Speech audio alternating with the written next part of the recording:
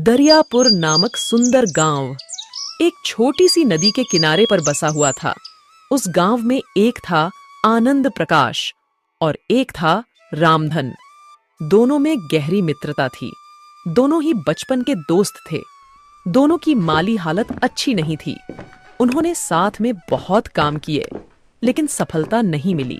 अच्छे काम की तलाश में कुछ दिन बीत गए।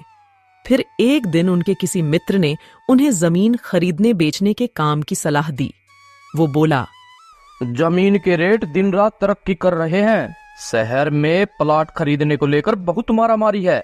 गांव के लोग गांव छोड़कर शहर में आकर बस रहे हैं, इसलिए जमीन के रेट बहुत तेजी से बढ़ रहे हैं। मेरी बात मानो तो तुम यह काम शुरू कर दो, तुम्हें फायदा ही फायदा होगा। उनको अपने मित्र की यह सलाह बहुत पसंद आई और फिर वो वहां से घर की ओर चल पड़े। वे दोनों रामधन के घर आए तो आनंद प्रकाश ने रामधन से कहा, भाई, जमीन खरीदने बेचने का काम तो अच्छा है, लेकिन इस काम के लिए हमारे पास पैसे तो नहीं है। रामधन ने कहा, भाई, यही बात मेरे दिमाग में भी चल रही थी। हमारे पास इतना पैसा तो नहीं है, लेकिन मेरे दिमाग में एक विचार आया है। क्यों ना हम अपने अपने घरों को गिरवी रख दे। जब हम इस काम से पैसा कमा लेंगे तो अपना अपना घर भी छुड़ा लेंगे। रामधन की पत्नी भी खड़ी होकर उनकी सारी बातें सुन रही थी। रामधन और आनंद प्रकाश इस बात को लेकर सहमत हो गए। उसके बाद आनंद प्रकाश अपनी घर की ओर चल पड़ा। उसके जाने के बाद रामधन की पत्नी ने कहा, देखो जी, मकान गिरवी रखना कहाँ की समझदारी है। और फिर हमारे पास एक ही मकान है। अगर समय पर पैसा नहीं लौटा पाए तो हम घर से बेघर हो जाएंगे। रामधन ने अपनी पत्नी को समझाते हुए कहा, तुम क्यों चिंता करते हो? ऐसा कुछ भी नहीं होगा। घर भी हमारे पास रहेगा और समय पर कर्ज भी चुका दिया जाएगा। क्या तुझे मुझ पर भरोसा नहीं है? अगले दिन आनंद प्रकाश और रामधन एक बहुत बड़े सेठ के पास कर्ज लेने के लिए चले जाते हैं। आनंद प्रकाश सेठ जी से कहता है, सेठ जी, हमें 1 लाख रुपए की जरूरत है। हम महीने भर में आपकी यह रकम ब्याज समेत वापस लौटा देंगे। सेठ जी कहते हैं, वह सब तो ठीक है, लेकिन मैं कैसे यकीन करूं कि आप लोग 1 महीने में मेरा पैसा वापस लौटा दोगे, और वो भी ब्याज समेत। तभी रामधन कहता है, सेठ जी, हमारे पास हमारे घर के कागज है। अगर हम 1 महीने में आपके पैसे वापस नहीं लौटा पाए तो आप ये कागज रख लीजिए, पर हमें 1 लाख रुपए दे दीजिए। सेठ जी उन दोनों की बात का भरोसा करके घर के कागज अपने पास रख लेता है और उन्हें 1 लाख रुपए दे देता है। सेठ जी से पैसे लेकर दोनों घर की ओर निकल पड़ते हैं। अगले दिन से ही उन्होंने प्रॉपर्टी खरीदने बेचने का काम शुरू कर दिया। दोनों शहर से सटे हुए बागों, खेतों की जमीन सस्ते दामों पर खरीदकर उनके प्लॉट काटकर ग्राहकों को ऊंची कीमत पर बेचने लगे। इससे उन्हें अच्छी आमदनी होने लगी। कुछ ही दिनों में उन्होंने सेठ से जो पैसा लिया था वह ब्याज समेत वापस करके घर के कागज वापस ले लिए। रामधन को आनंद प्रकाश पर अटूट विश्वास था। प्रॉपर्टी खरीदने बेचने से संबंधित सभी रकम आनंद प्रकाश अपने घर पर एक मजबूत लॉकर में रखता था। रामधन भी अपने पास नकद रुपये न रखकर आनंद प्रकाश को रखने को दे देता था। जब भी उसको जरूरत होती तो वह आनंद प्रकाश से रुपया ले लेता। एक दिन रामधन की पत्नी ने रामधन को टोका और कहा, सारा पैसा आनंद प्रकाश के पास रखना कहाँ की समझदारी है। अपने पास भी तो कुछ पैसा इकट्ठा करके रखो। अपने पैसों के लिए भी आनंद प्रकाश के पास जाकर हाथ फैलाने पड़ते हैं। ये तो कोई अच्छी बात थोड़ी है। लेकिन उल्टा रामधन अपनी पत्नी को समझाता और कहता, तुम्हें किस चीज की कमी है? जब भी जितने भी पैसों की जरूरत होती है वह मैं आनंद प्रकाश से ले आता हूँ। मैं बैंक में ज्यादा पैसे नहीं रख सकता। बैंक में पैसे रखूंगा तो उस पर टैक्स देना पड़ेगा। जब हमारे सब काम अच्छे से चल रहे हैं तो दिक्कत क्या है? पैसे उसके पास रहे या मेरे पास, बात तो एक ही है। तुम बेकार में डरती हो। मेरा मित्र धोखेबाज नहीं है। तुम पैसों की ओर से निश्चिंत रहो। रामधन की पत्नी ने चिंता व्यक्त करते हुए कहा, वह तो सब ठीक है, लेकिन तुम्हारे दोस्त ने अभी कुछ दिन पहले ही अपना आलीशान 2 मंजिली घर बनवाया है। और तो और वह अपने बच्चों को भी MBBS जैसे बड़े बड़े कोर्स करवा रहा है, लेकिन तुम हमारे बारे में कुछ नहीं सोचते। यह तो गलत बात है आपकी। आनंद प्रकाश यह सब इसी बिजनेस के पैसे से ही तो कर रहा है। आपके लाभ के रुपए भी वो अपने काम में ले रहा है। मैं चाहती हूँ कि तुम अपने प्रॉफिट का हिस्सा अपने पास मतलब घर पर रखो। कल को आनंद प्रकाश की नीयत में खोट आ गया तो क्या होगा? आज तक कभी ऐसा हुआ है कि तुम्हें पैसों की वजह से दिक्कत उठानी पड़ी हो? नहीं ना। आधी रात को भी वह हमारे लिए तन मन धन से खड़ा है। अरे भाग्यवान, तुम इस बारे में ज्यादा मत सोचो। मैं बहुत जल्द मौका देखकर आनंद प्रकाश से अपने लाभ के सारे पैसे मांग लूंगा। अब ठीक है? यह कहकर रामधन ने बात खत्म की। अब आनंद प्रकाश और रामधन की नजर शहर से सटे आमों के एक बाग को खरीदकर प्लॉटिंग करने की थी। इसके लिए 3 करोड़ रुपयों की जरूरत थी। 3 करोड़ रुपयों को जुटाने के लिए उन्होंने अपने दोस्तों, रिश्तेदारों व परिचितों को भी अपने साथ प्रॉपर्टी में रुपया लगाने को उकसाया। उन्हें ब्याज के रूप में एक मोटी रकम देने का ऑफर दिया। देखो भाई सुरेश, अपना कुल मिलाकर बहुत अच्छा चल रहा है, इसलिए मैंने आपके बारे में भी कुछ अच्छा ही सोचा है। आप मुझे 1 लाख रुपए दो। इसके बदले मैं तुम्हें 1 साल में 30% ब्याज के साथ 1,30,000 रुपए दूंगा। रामधन भाई, मैं कल ही आपके घर 1 लाख रुपए लेकर आता हूँ, लेकिन भाई एक बात का ख्याल रखना, ये रुपए मेरी जिंदगी भर की कमाई है, पर मुझे आप पर अपने से भी ज्यादा भरोसा है। आप जो भी करोगे अच्छा ही करोगे।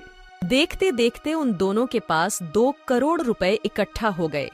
यह सभी रुपया आनंद प्रकाश की तिजोरी में रखे हुए थे। इन 2 करोड़ रुपए में से लगभग 80 लाख रुपया रामधन ने अपने रिश्तेदारों और दोस्तों से लेकर आनंद प्रकाश को दिए थे। वे बाग खरीदने के लिए 3 करोड़ रुपए इकट्ठा होने का इंतजार कर रहे थे। इसी दौरान एक रात आनंद प्रकाश को अचानक दिल का दौरा पड़ गया। उनकी चीख निकल ना पाई और सोते सोते रात में ही खत्म हो गए।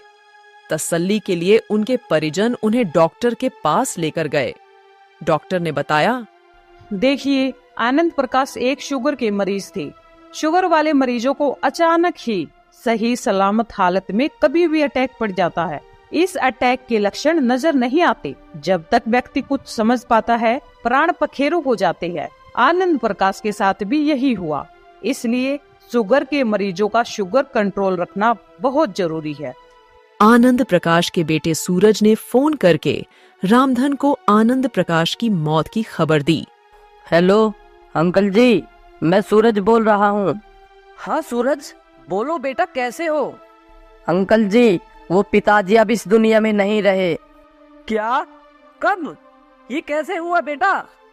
अंकल जी, पिताजी रात को सोए थे, लेकिन सुबह उनकी आंख नहीं खुली। हम सब उन्हें डॉक्टर के पास भी लेकर गए, लेकिन डॉक्टर ने बताया कि उनकी मौत दिल का दौरा पड़ने से हुई है। यह सुनकर रामधन के पैरों के नीचे से जमीन निकल गई।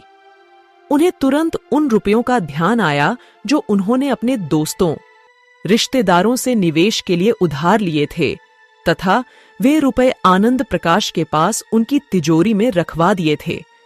वे सोचने लगे, अगर आनंद प्रकाश के बच्चे बेईमान हो गए, उन्होंने वो पैसे ना दिए तो क्या होगा? मैं तो सड़क पर आ जाऊंगा। अपना घर जमीन बेचकर भी मैं इतना पैसा नहीं जुटा सकूंगा। जब आनंद प्रकाश का अंतिम संस्कार हो गया, तब उन्होंने आनंद प्रकाश के बेटे सूरज से पैसों के बारे में बात की।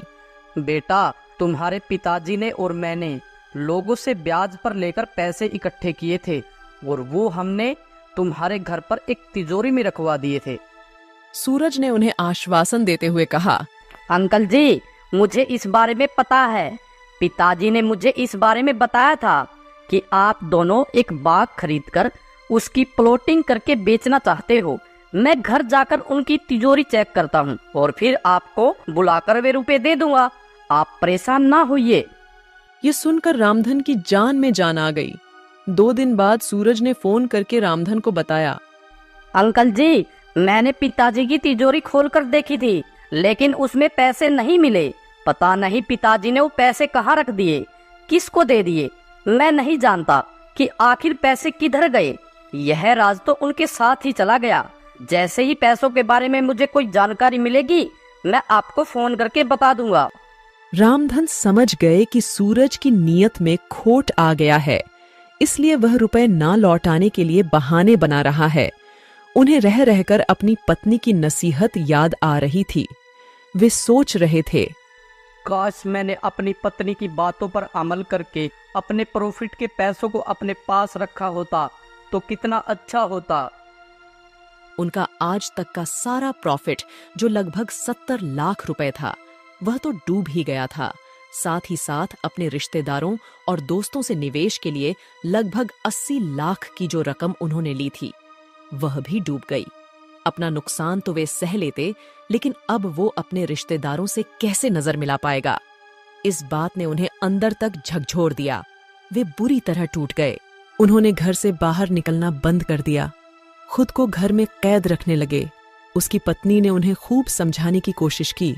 देखो जी, आप अपना ख्याल रखो, जो हो गया सो हो गया। अब आप अपने शरीर का क्यों नाश कर रही हो? चिंता करने से कुछ नहीं होगा। लेकिन न चाहते हुए भी उनका ध्यान बार बार आनंद प्रकाश और निवेश हेतु लिए गए उधार के रुपयों पर रह जाता। उनका खाना पीना सब बंद हो गया। आनंद प्रकाश की मौत के 2 महीने बाद एक दिन ज्यादा सोचने की वजह से रामधन को भी अटैक पड़ गया और उनकी मौत हो गई। स्कूल की घंटी बजते ही सभी बच्चों की छुट्टी हो जाती है। तभी एक बच्चा स्कूल के बाहर खड़े आइसक्रीम वाले से आइसक्रीम लेकर खाने लगता है। गरीब बच्चा सोनू ललचाई आंखों से आइसक्रीम की तरफ देख रहा था। तभी वह लड़का कहता है, अरे भूखे नंगे, तू मेरी आइसक्रीम को ऐसे घूर घूर कर क्या देख रहा है? चल भाग, भिखारी कहीं का। ऐसे कहते हुए वो लड़का सोनू को धक्का दे देता है। सोनू कुछ भी नहीं कहता और चुपचाप रोते हुए अपने घर चला जाता है। वो अपनी माँ मीना से कहता है, माँ, हम इतने गरीब क्यों हैं? आपको पता है, मेरे सभी दोस्तों के घर में एयर कंडीशनर, फ्रिज और एसी है। एक हम ही फटीचर हैं, क्योंकि हमारे घर में कुछ भी नहीं है, एक फ्रिज तक नहीं। सोनू की बात सुनकर मीना उसे समझाती है, सोनू बेटा, तेरे गरीब बाबू के पास इतने पैसे नहीं है जो कि वह फ्रिज खरीद सके। माँ, जब आपसे आपके बच्चों की फरमाइशें पूरी नहीं होती तो आपने हमें पैदा ही क्यों किया? ऐसी गर्मी और गरीबी से जीने से अच्छा तो हम इस दुनिया में आते ही नहीं। ना हमारे पास अच्छा घर है, इसी टूटी फूटी झोपड़ी में रहना पड़ता है, फटे पुराने कपड़े पहनने पड़ते हैं और सूखा रूखा खाना पड़ता है। सारी जिंदगी हम इसी गरीबी और गर्मी में सड़ते रहेंगे। ऐसा कहते हुए सोनू अंदर चला जाता है। कुछ दिन बीत जाते हैं।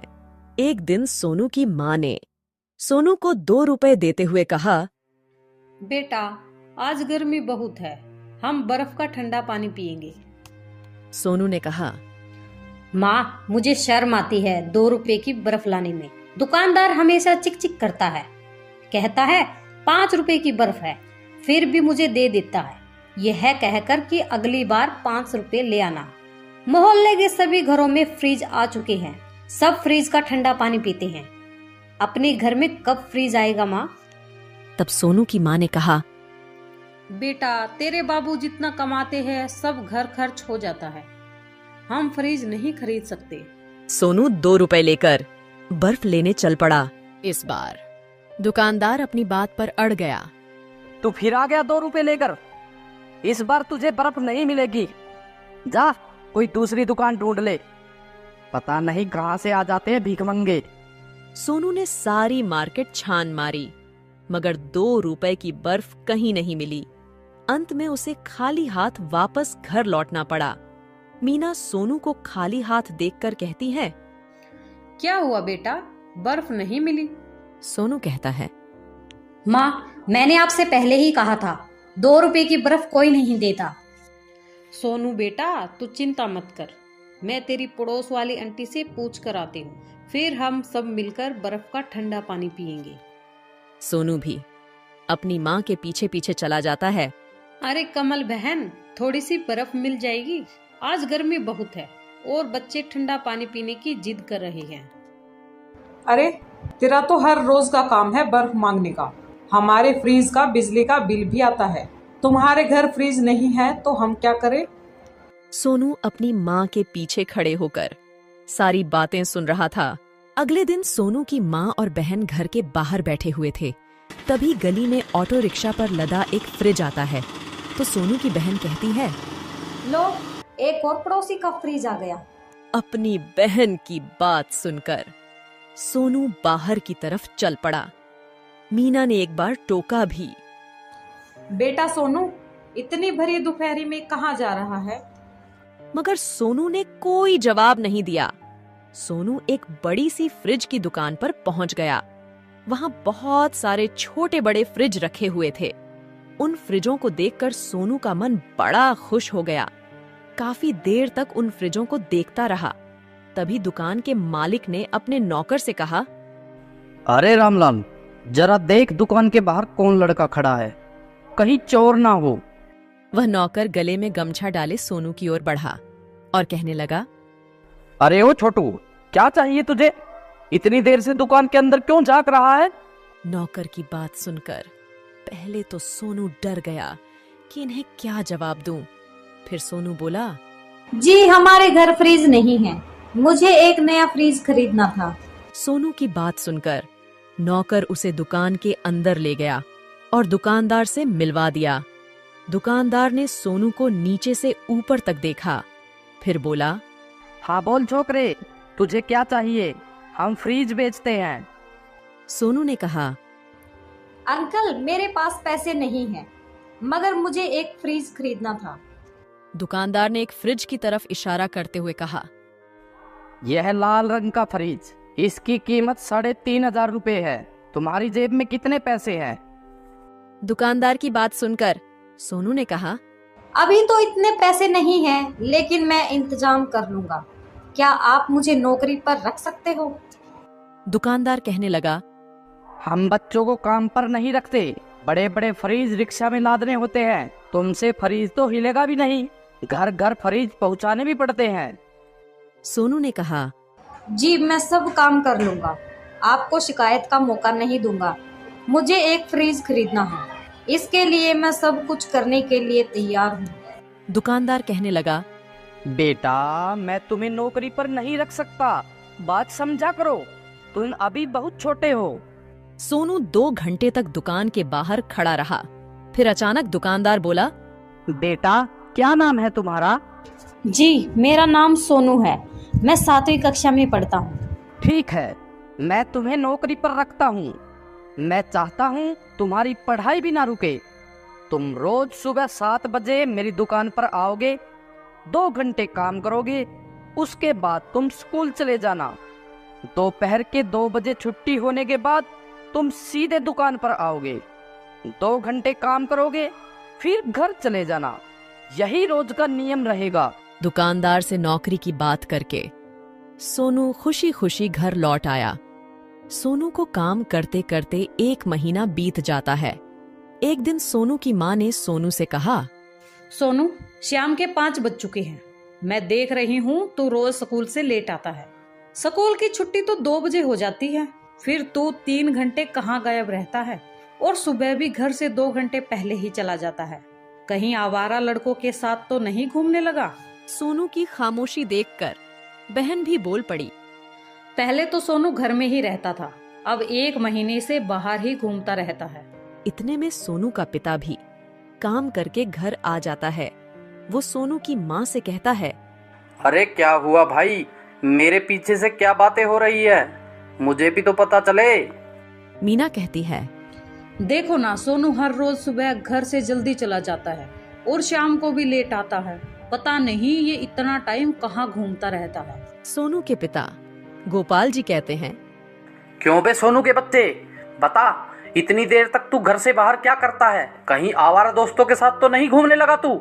सोनू कुछ नहीं बोलता और चुपचाप खड़े होकर अपने पिता की बातें सुनता रहा। सोनू की खामोशी देखकर गोपाल जी कहते हैं, लगता है इसे कमरे में कैद करके रखना पड़ेगा, तभी ये सुधरेगा। अगली सुबह सोनू की आंख खुली तो उसने देखा कि दरवाजा बाहर से बंद है। सोनू के घर दीवार पर एक छोटी खिड़की थी जो पड़ोसी की छत की तरफ लगी थी। सोनू एक स्टूल की मदद से खिड़की पर चढ़ा और पड़ोसी की छत पर कूद गया और दबे पांव आहिस्ता आहिस्ता बाहर गली में आ गया। मौका अच्छा था, किसी ने देखा नहीं। फिर रोज की तरह 5 बजे घर वापस लौट आया तो मीना दूसरी पड़ोसन से बातें कर रही थी। वो सोनू को देखते ही बोली, सुबह मैंने जब ताला खोला तो तू कमरे में नहीं था, अब आ रहा है मौज मस्ती करके। आज मैं तेरी चमड़ी उधेड़ूंगी। मीना सोनू को कमरे में ले गई और सोनू की बहन ने उसके दोनों हाथ पैर बांध दिए। तभी मीना ने कहा, सोनू तू सच सच बता, हर रोज कहाँ जाता है? अपनी माँ की बातों का सोनू ने कोई जवाब नहीं दिया। तभी सोनू के पिताजी ने एक मोटे डंडे से सोनू को खूब मारा। पड़ोसियों ने आकर सोनू को बचाया। अरे ओ गोपाल, बच्चे की जान लेगा क्या? गोपाल जी बोले, आप लोग नहीं जानते, सोनू घर से बाहर घूमने लगा है। आज इसकी दोनों टांगे तोड़ दूंगा ताकि ये भाग ना सके। तभी गली में एक व्यक्ति आया और बोला, सोनू का घर यही है क्या? सोनू के पिताजी ने देखा तो एक रिक्शे वाला अपने रिक्शे पर एक लाल रंग का फ्रिज रखे हुए है। तब सोनू के पिताजी ने मीना से कहा, लगता है किसी पड़ोसी ने नया फ्रिज मंगाया है, पर ये सोनू को क्यों बुला रहा है? मीना ने कहा, जाओ गली में पता करके आओ आखिर बात क्या है और फ्रीज का पता लगाओ किस पड़ोसन ने मंगवाया है। सोनू की बहन ने जवाब दिया, काले राम की किराने की दुकान खूब चलती है, उसी ने मंगवाया होगा। रिक्शे वाले ने जब तक फ्रिज सोनू के घर की देहरी पर रख दिया तब मीना बड़बड़ाती हुई बोली, अरे रिक्शा वाले भैया, किसी और का फ्रिज हमारी देहरी पर क्यों रखते हो? उठाओ इसे, जिसका है वहीं ले जाओ।